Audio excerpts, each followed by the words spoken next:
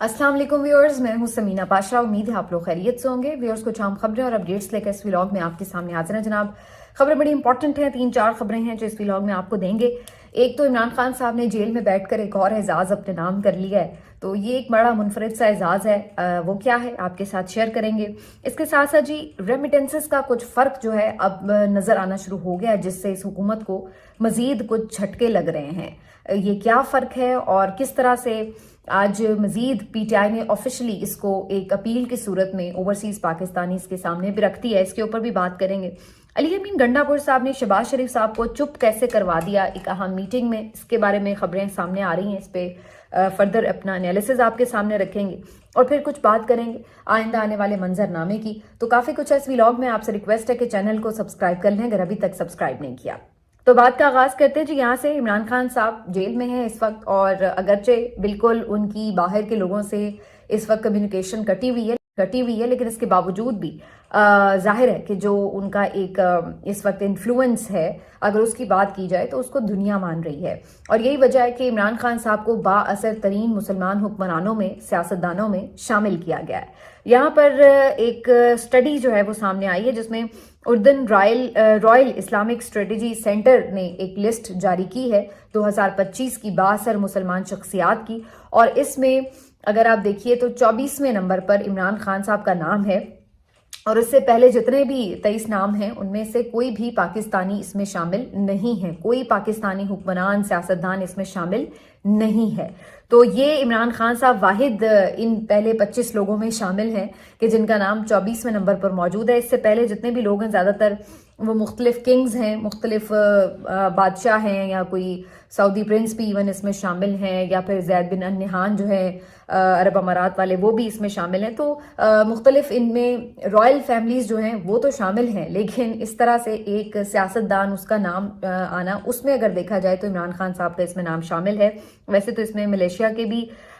जो लीडर है वो भी शामिल हैं, इसके अलावा उर्दन के अपने जो किंग हैं वो भी, तो यानी काफ़ी इसमें जो आपको ज़्यादातर रॉयल फैमिली से जुड़े हुए लोग नजर आते हैं, लेकिन इसमें इमरान खान साहब का नाम भी शामिल है 24वें नंबर पर। अलबत्ता जो इसकी मजीद आगे अगर शख्सियात अगर आप देखें कि जो पहली 50 बाअसर शख्सियात हैं, तो उसमें फिर आगे जो है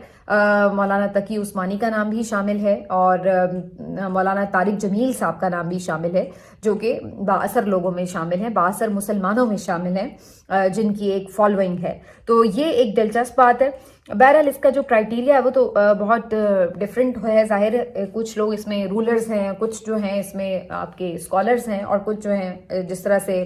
सियासतदान हैं, पॉलिटिशियंस हैं, तो वो भी हैं। लेकिन ये इंटरेस्टिंग बात है कि यहाँ पर आप इस वक्त अगर देखें तो शरीफ फैमिली या इस तरह, ये लोग बड़ा इस चीज़ को कहते हैं कि जी बड़े इनके ताल्लुकात हैं, या इस तरह है उस तरह है, लेकिन हकीकत यह है कि इनमें से किसी का नाम भी बाअसर शख्सियात में शामिल नहीं है। तो आप वर्ल्ड में उस तरह कहीं एग्जिस्ट कर नहीं रहे हैं, उस लेवल की आपकी इंपॉर्टेंस है नहीं। तो ये एक जो है मानने वाली हकीकत है, लेकिन बहरहाल फिलहाल तो किसी को इस हकीकत की समझ नहीं आ रही। लेकिन आगे बढ़ते हैं जी।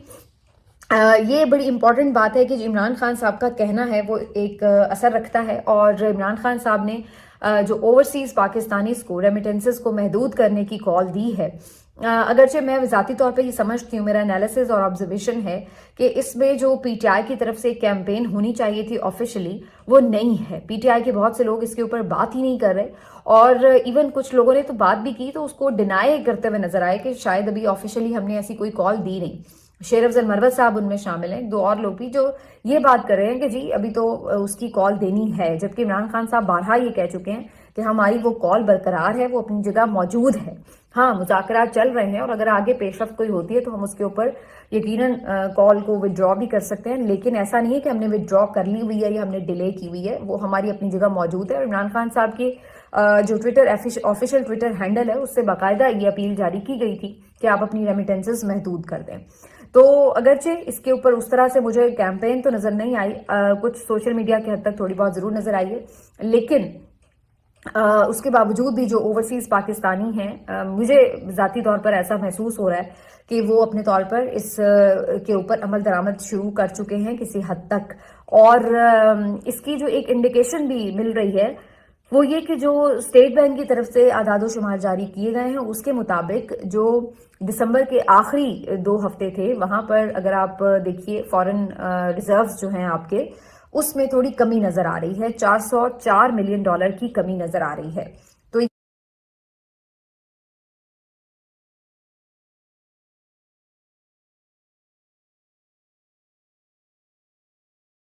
یہ 2 آخری ہفتوں میں ایسا کیا ہوا کہ یہ اچانک سے فورن ریزروز جو ہیں وہ آپ کے کم نظر آ رہے ہیں؟ اس کے اوپر باقاعدہ ایک انہوں نے انویسٹیگیشن بھی شروع کی ہے کہ اس کا پتہ لگایا جائے، ایک اسٹڈی شروع کی ہے، تحقیق ہو رہی ہے اس کے اوپر۔ لیکن میرا اپنا ذاتی اندازہ یہ ہے کہ یہ بنیادی طور پر جو ریمیٹنسز محدود کرنے کی کال ہے، بالکل اس کا اثر ہو سکتا ہے کہ اس کی وجہ سے یہ جو آپ کے ریزروز ہیں، فورن ریزروز ہیں، اس میں تھوڑی سی ڈراپ آپ کو نظر آ رہا ہے۔ اور یہ ابھی تو میرا خیال ہے کہ اس کا اثر اتنا زیادہ نہیں ہے جتنا آگے شاید آنے والے دنوں میں مزید نظر آ سکتا ہے، کیونکہ اس وقت تو ابھی کنفیوژن تھی کہ پتہ نہیں یہ کال شروع ہو چکی ہے یا ابھی نہیں ہوئی، اور چونکہ جیسے میں نے کہا کہ پی ٹی آئی تو اس کو اس طرح سے آفیشلی اون بھی نہیں کر رہی تھی، تو ایسا لگ رہا تھا کہ اس کے اوپر کنفیوژن ہے۔ لیکن میرا خیال ہے اب وہ کنفیوژن کافی حد تک دور بھی ہو چکی ہے، تو آگے جو اس بارے میں آپ کے جنوری کا منتھ ہوگا اس کے جو اعداد و شمار ہوں گے وہ صحیح طور پر ریفلیکٹ کریں گے کہ کیا واقعی ریمیٹنسز میں کوئی فرق پڑا یا نہیں پڑا۔ یاد رہے کہ اگر $1-2 ارب بھی ریمیٹنسز میں کچھ کمی آتی ہے تو یہ سالانہ $7-8 ارب کا ایک خسارہ بن جاتا ہے، جو کہ اس حکومت کے لیے پورا کرنا ناممکن ہوگا۔ آپ اس سے اندازہ لگا لیں $6 ارب کے لیے ہمیں کتنے IMF کے ترلے منتیں کرنے پڑتے ہیں جب ہم ان سے کوئی پیکج لیتے ہیں، تو اتنا بڑا ڈیفرنس آپ کہاں سے پورا کریں گے؟ تو یہ خیر یہ تو میں سالانہ کی بات کر رہی ہوں، لیکن اگر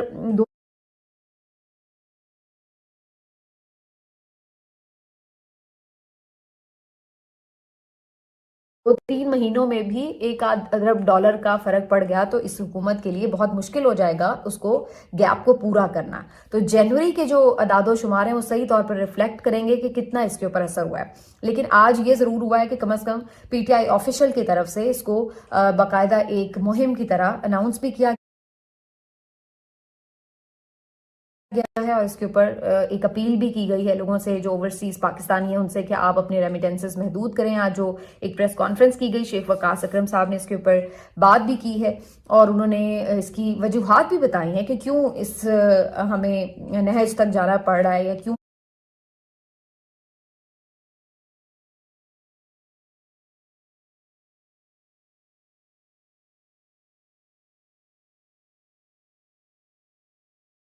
اور انہوں نے یہ کہا ہے کہ اس میں جتنا جو اس میں کر سکتا ہے کسی حد تک محدود، یعنی جو تو یہ کر سکتا ہے کہ اگر فی الحال نہیں بھیج سکتا تو وہ نہ بھیجے، اگر کوئی یہ کر سکتا ہے کہ تھوڑے کم بھیج سکتا ہے تو وہ تھوڑے کم بھیج لے گا۔ تو کچھ طریقوں سے جو ہے وہ لوگ پورا کریں۔ میں تو ایون یہ بھی نوٹس کر رہی تھی کہ ایک کسی نے شیئر کیا ہوا تھا یہ طریقہ بھی کہ جناب جو یہاں پر آپ کے پاکستانی ہیں ان کے دوست جو ہیں ان کے تھرو ان کو جی پیسے بھجوا دیے گئے ہیں، اور کہا گیا ہے کہ ابھی ہم 2-3 مہینے پیسے نہیں بھیج رہے تو آپ ہر مہینے جو پیسے ہیں ہماری فیملی کو دے دیں، کیونکہ ظاہر ہے وہ تو پاکستانی روپے میں پیسے دے رہے ہیں تاکہ ان کے گھر کا خرچ چلتا رہے، وہ ڈسٹرب نہ ہو۔ باقی جو انہوں نے پیسے بھیجنے ہیں وہ ڈالرز کی فارم میں اگر وہ بھیجنے تو وہ ابھی انہوں نے روک دی ہیں۔ تو اس طرح بھی لوگوں نے اسکیمیں لڑائی ہیں اور انہوں نے جو ریمیٹنسز ہیں ان کو محدود کیا ہے۔ تو جب آفیشلی اب اس کے اوپر پی ٹی آئی اگر کیمپین کرتی ہے تو اس میں ایک کافی مارجن کا ڈفرنس آ سکتا ہے دیکھنے میں، تو مجھے لگ رہا ہے کہ آگے اگلے 1-2 مہینوں میں اس کا ایک امپیکٹ بھی نظر آ رہا ہوگا۔ اس کے ساتھ ساتھ جی بات تھوڑی ہو جائے مذاکرات کی کہ کیا مذاکرات آگے بڑھتے ہیں تو اس کے بعد کچھ فرق پڑے گا۔ اگر مذاکرات آگے بڑھتے ہیں تو ڈیفینیٹلی وہ اسی صورت میں بڑھیں گے اگر یہ عمران خان صاحب کے جو 2 بنیادی مطالبات ہیں اس کے اوپر کچھ آگے بڑھیں۔ اب ان میں سے ایک جو مطالبہ ہے اسیران کی رہائی، اس میں کافی حد تک پیش رفت ہو سکتی ہے۔ اس کے اوپر آج مذاکرات میں جب بات بھی کل ہوئی تو گورنمنٹ نے کہا جی ہم کیسے آپ کے قیدی رہا کر سکتے ہیں، تو اس پر انہوں نے کہا، سلمان اکرم راجہ صاحب موجود تھے دیگر، انہوں نے کہا کہ بھائی آپ ضمانتیں جب ہوتی ہیں، ضمانتیں ہیں تو آپ وہاں پہ مخالفت نہ کریں۔ اگر آپ مخالفت نہیں کریں گے، نئے کیسز نہیں بنائیں گے، تو آٹومیٹکلی جن لوگوں کو ضمانتیں مل رہی ہوں گی، رہائی ہو رہی ہوگی تو وہ ہوتے چلے جائیں گے۔ لیکن آپ تو یہ کرتے ہیں اگر ضمانت ملتی ہے یا کوئی رہا ہوتا ہے تو اگلے کیس میں اس کو پہلے ہی پکڑنے کے لیے پولیس باہر کھڑی ہوتی ہے، تو کم از کم یہ آپ نہ کریں۔ تو یہ انہوں نے واضح کیا ہے. اب ہماری جو اطلاعات ہیں، جو میرے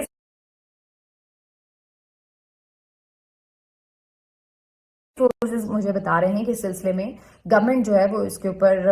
تھوڑا سا اپنا ایک لاحمل بنا بھی رہی ہے، سوچ بچار بھی ہو رہی ہے، اور یہ ممکن ہے کہ اگلا جو اب ہفتہ شروع ہوگا منڈے سے آنورڈز، اس میں آپ کو کافی ساری چیزیں ہوتی ہوئی نظر آئیں. یہ ممکن ہے کہ ان کے کافی سارے جو ورکرز ہیں ان کو ریلیز کر دیا جائے. دوسرا، اس ہفتے میں 2-3 اہم کیسز جو لگیں گے، جیسے کہ ملٹری ٹرائل والا کیس بھی لگنا ہے، باقی جو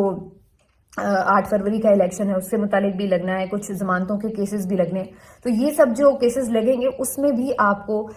یہ نظر آ رہا ہوگا کہ کچھ نہ کچھ اس کا اثر جو ہے مذاکرات کا وہ کہیں دکھ رہا ہوگا. اب اگرچہ پی ٹی آئی یہ بات کہہ رہی ہے کہ 6 جنوری کو جو عمران خان صاحب کا فیصلہ سنایا جانا ہے وہ چاہے کچھ بھی آئے، سزا بھی ہو جائے تو مذاکرات پہ اثر نہیں پڑے گا،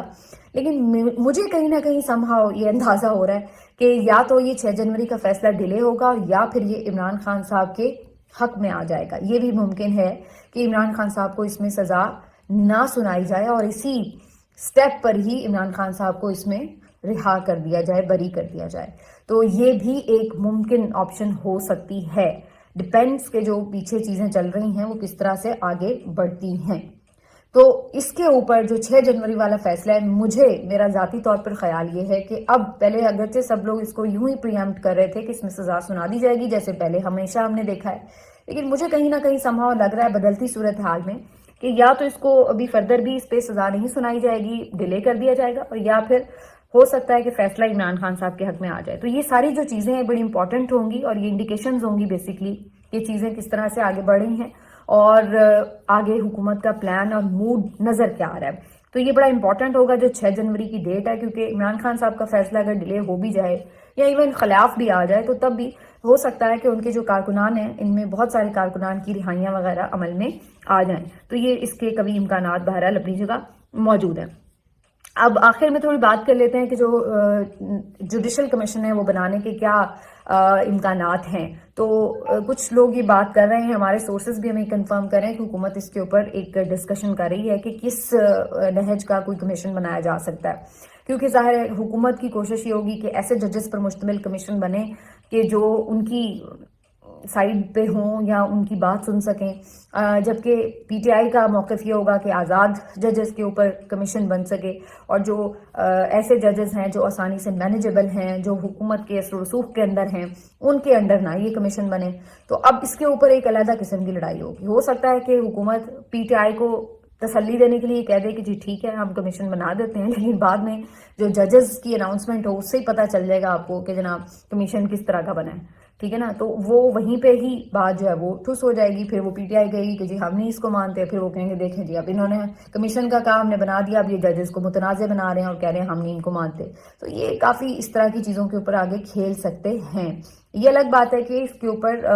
پی ٹی آئی سٹینڈ لے رہی ہے اور لینا بھی چاہیے. علی امین گنڈا پور صاحب نے بھی جو ایک اہم اجلاس ہوا، وہاں پر وزیر اعظم بھی موجود تھے. میرے خیال ہے یہ دہشت گردی کے اوپر جو اپیکس کمیٹی کا اجلاس تھا وہی اجلاس کی بات ہو رہی ہے.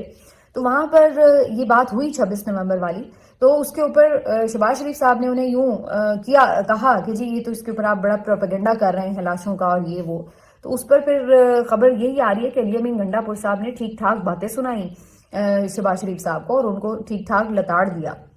اگرچہ وہاں پہ عسکری قیادت بھی موجود تھی، لیکن اس کے باوجود بھی علی امین گنڈا پور صاحب نے پھر کوئی لحاظ نہیں رکھا اور انہوں نے ٹھیک ٹھاک باتیں سنائی کہ ایک تو وہاں پہ گولی چلی ہے اور سب نے دیکھی ہے، اور اس کے بعد ہمارے لوگ شہید ہوئے ہیں، 13 ہماری شہادتیں ہوئی ہیں اور ہمارے 45 لوگ مسنگ ہیں جن کے بارے میں ابھی تک کچھ پتہ نہیں ہے. اور ہم تو مطالبہ کر رہے ہیں کہ ان کو ہمارے سامنے ڈھونڈ کے لائیں، وہ زندہ ہیں تب بھی اور خدا نخواستہ اگر وہ نہیں زندہ ہیں تب بھی. تو ہمارے وہ 45 لوگ کہاں ہیں اس کی جواب دہ حکومت ہے، اس کو چاہیے کہ وہ ہمیں ہمارے لوگ جو ہے وہ ڈھونڈ کے دے. تو بجائے اس کے کہ آپ ان چیزوں کے اوپر سیریسلی ہم سے بات کریں، الٹا آپ جو ہے اس کے اوپر ہمیں کہہ رہے ہیں کہ ہم جھوٹ بول رہے ہیں. کیا ہم جھوٹ بول رہے ہیں؟ اس کے اوپر شرم آنی چاہیے آپ کو اس طرح کی بات کرتے ہوئے. تو انہوں نے ان کو ٹھیک ٹھاک سنا دیا اور پھر بیچارے شہباز شریف صاحب جو ہے وہ چپ کر کے بیٹھ بھی گئے، سنب ہو گئے فوراً. تو یہ اس پہ بھی بہت سے خیر ظاہر ہے یہ تبصرہ تو ہوگا اس کے اوپر کہ سنب آپ اسی لیے ہوتے ہیں، اگرچہ آپ وزیر اعظم ہیں، عہدے سے دیکھا جائے تو آپ بڑے ہیں، لیکن جب آپ کا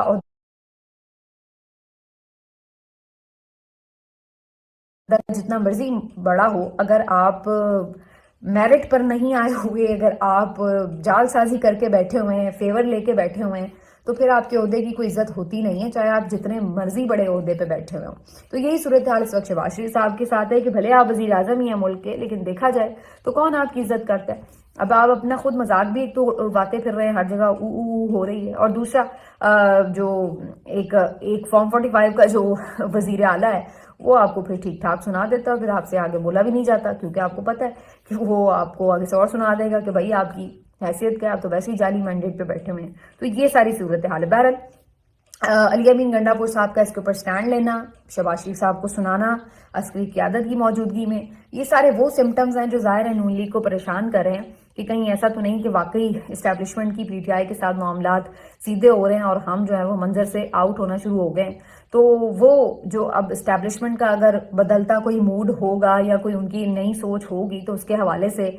ظاہر ہے ان کے تحفظات تو ہوں گے، اور اس کا اظہار وہ کر چکے ہیں کہ ہمیں وسوسے تو ہیں۔ تو اب ان کے جو وسوسے ہیں وہ سچ مچ ڈراؤنے خواب ڈراؤنی حقیقت میں نہ بدل جائیں، اس کی وجہ سے اب ان کو ایک پریشانی تو ہے۔ تو اب کافی چیزیں ہیں جو بڑی تیزی سے آگے رونما ہوتی ہوئی نظر آئیں گی، اور اس کے لیے ظاہر ہے کہ اگلے جو کچھ عدالتی معاملات ہیں وہ بھی اس کی انڈیکیشن کر رہے ہوں گے، کیونکہ یہ نہیں ہوتا کہ ادھر سے بات چیت ہو رہی ہے، ڈیل ہو رہی تو یہ جی اگریمنٹ لکھا ہوا آ جائے گا کہ جی یہ ان کی اور ان کی بات ہوگی اس طرح۔ یہ بیسکلی جو چیزیں ہوتی ہیں پروسیس کے تھرو ہوتی ہیں، ڈیو پروسیس کے تھرو ہی آپ کو ہوتی ہوئی نظر آ رہی ہوں گی، اور اس سے آپ کو پتہ بھی چل جائے گا کہ کہیں نہ کہیں چیزیں بہتری کی طرف جاری ہیں یا ابھی فردر نظام جو ہے وہ لڑائی کے موڈ میں ہے۔ ملتے ہیں آپ سے اگلے ویڈیو میں، اپنا خیال رکھیے، اللہ حافظ۔